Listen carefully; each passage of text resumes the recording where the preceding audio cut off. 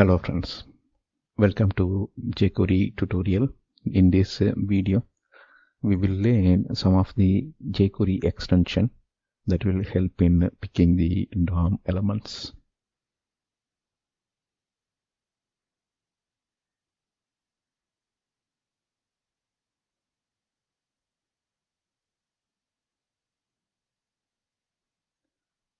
Apart from CSS way of selecting elements, jQuery provides custom selectors as well.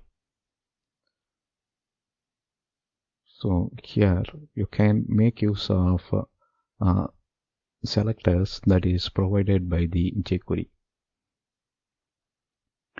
In all our previous video, we looked at the standard CSS way of selecting the element. The native selection method uses the native DOM tree traversing approach, which is quite fast. Custom jQuery selector not use this native DOM tree navigation, and hence it is comparatively slow. So when your document is huge, we would advise you to use any of the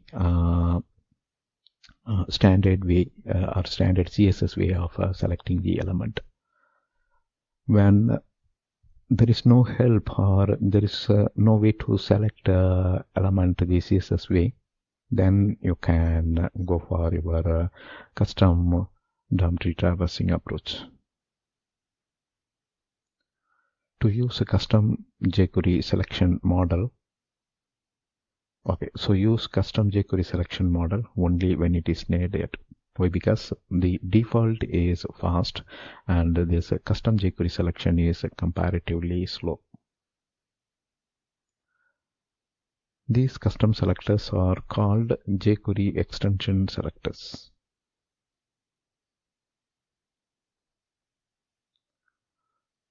So the custom selector starts with the